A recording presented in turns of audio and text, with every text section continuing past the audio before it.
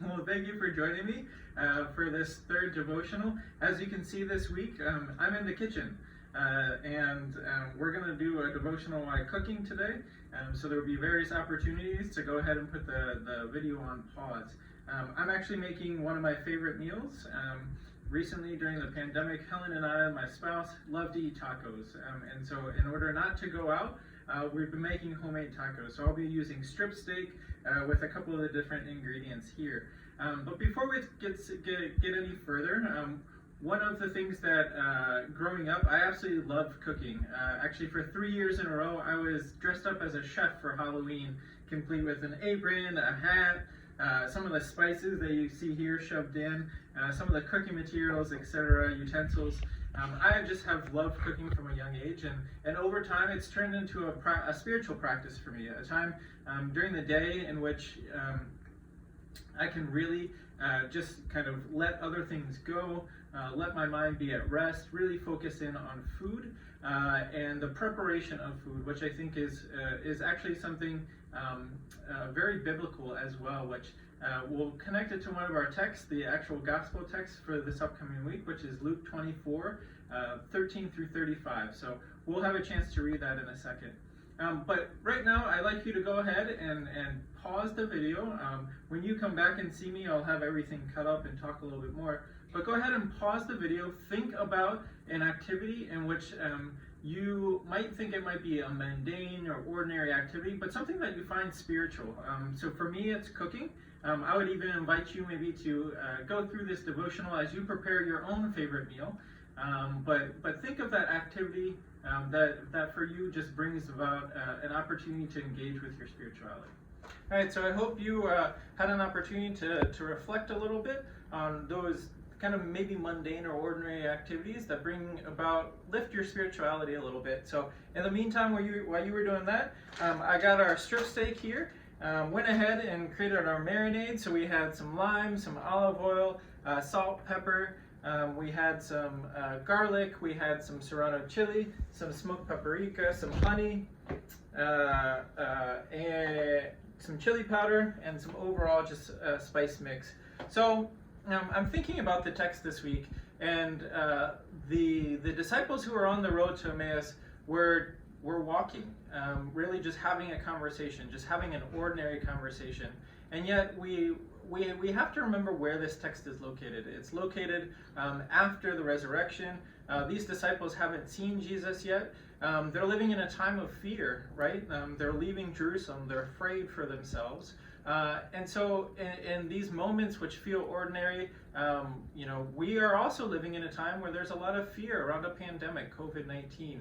And so, kind of the theme throughout these devotions over the last couple of weeks, where have you seen God moving throughout your life in maybe those ordinary moments?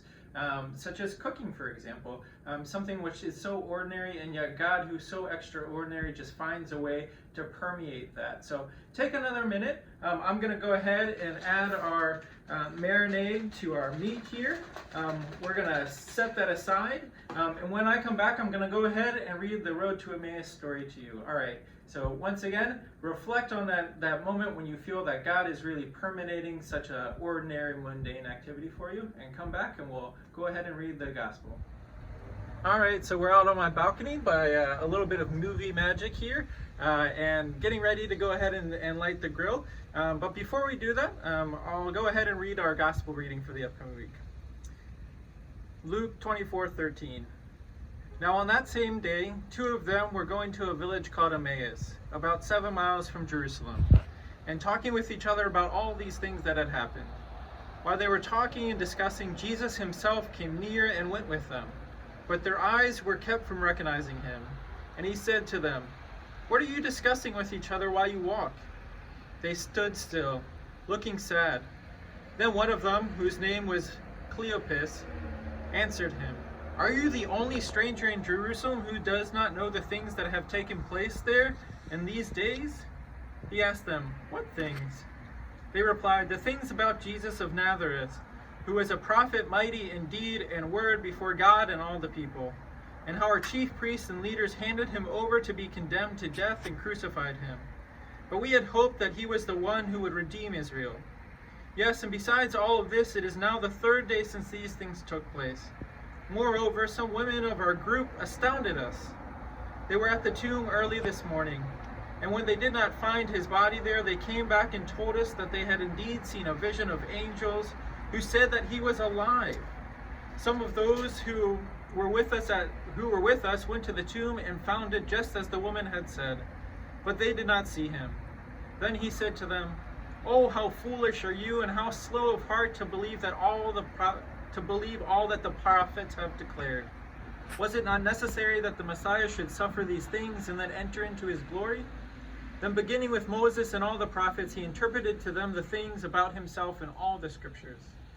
As they came near the village to which they were going, he walked ahead as if he were going on. But they urged him strongly, saying, "Stay with us, because it is almost evening and the day is now nearly over." So he went to stay with them. When he was at the table with them, he took bread, blessed it, and broke it, and gave it to them. Then their eyes were opened, and they recognized him, and he vanished from their sight. They said to each other, "Were not our hearts burning within us while he was talking to us on the road, while he was opening the scriptures to us?" That same hour they got up and returned to Jerusalem, and they found the 11 and their companions gathered together. They were saying, "The Lord has risen indeed, and he has appeared to Simon." Then they told what had happened on the road and how he had been made known to them in the breaking of the bread. Here ends the reading.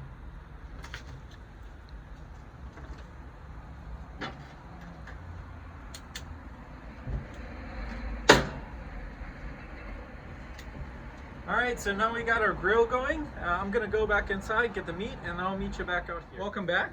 I was able to go inside and get the meat here, so we'll be able to put that on the grill in a second. But back to Luke 24. So there's a couple things, when I look at this text today that kind of jog my juices, start to make me think. The first, the disciples for the first half of the story didn't even know it was Jesus who was walking alongside of them. They were sharing the news with this individual, sharing with Jesus, who they don't know. Hey, do you know what's going on? And he's like, "What are you talking about? What's going on?" And they share the news to Jesus about basically his own death, but then also the women who went to the tomb and didn't see him there in their encounter. And at that point in time, Jesus starts to tell them all the pieces in the scriptures that refer to this moment of when he was coming back to be resurrected and that hope of the Messiah. They still don't recognize him. And so even in the midst of those times when I'm like, "Oh, where is Jesus in the midst of this?" In the midst of this pandemic, or maybe other hard things in my life, or just the ordinary things, I think this text really points me towards really digging deeper and recognizing that even if I don't find Jesus in something, Jesus permeates that moment, whether that's our fear that we're living in now with COVID-19, whether that's cooking, whether all those things in life. So just reflecting once again upon that. I think the second thing is the breaking of the bread. These past weeks have been very hard for me. I love the Holy Sacrament of Holy Communion, and not to be able to partake in that due to COVID-19. That's something that's been really challenging for me, as I'm sure it is for many of you as well. And I long, actually, the thing that I miss most about it is the fact of being in relationship around a table. And so Jesus, with this breaking of the bread, calls us into relationship with him, calls us into relationship with one another. And so figuring out ways that we can be in relationship with one another during this time of COVID-19, this physical distancing that we're apart. One of the ways that I do it, especially when I'm out grilling, is I go ahead and call the ones who I love most, my family who lives out in Maryland. I'll probably give my dad a call here when I start grilling. My dad was in the restaurant industry, which is probably another reason that I love cooking. And so just the opportunity to connect with him during this time period is something that I long. So go ahead, pause the video, think about ways in which the sacrament of Holy Communion brings us into relationship with one another.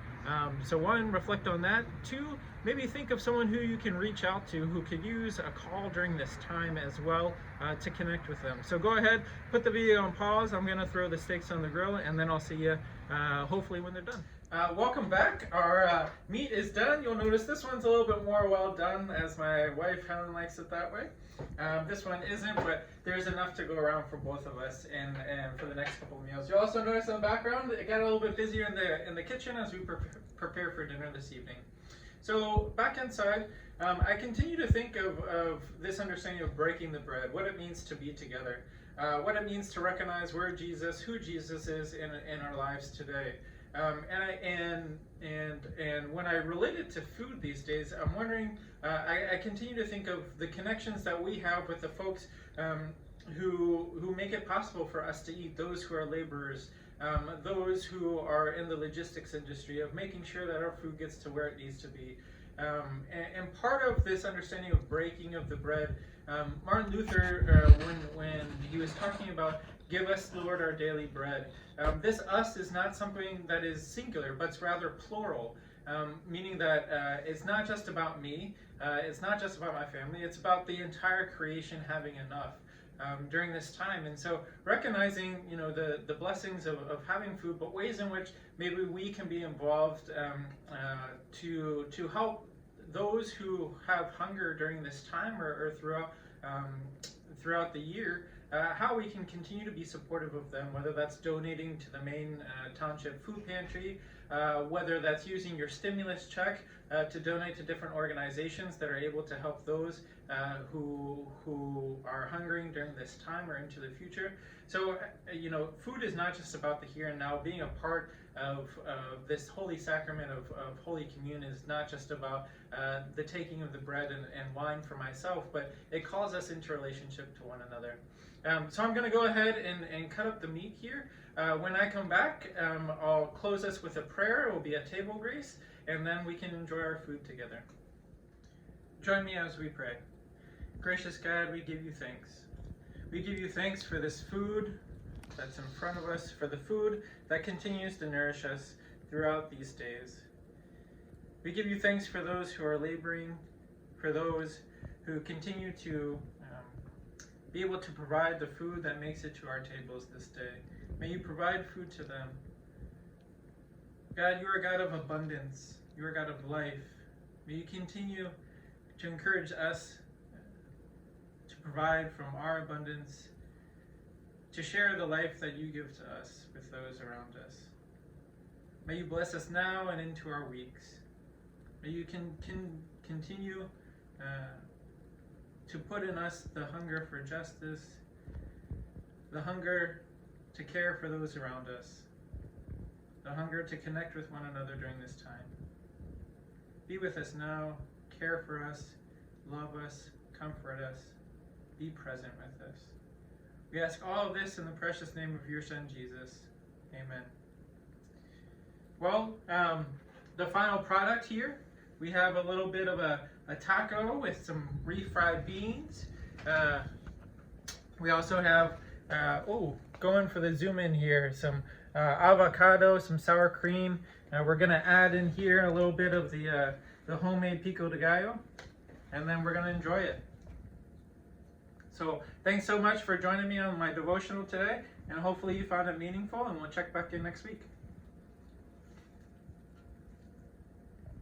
Good stuff.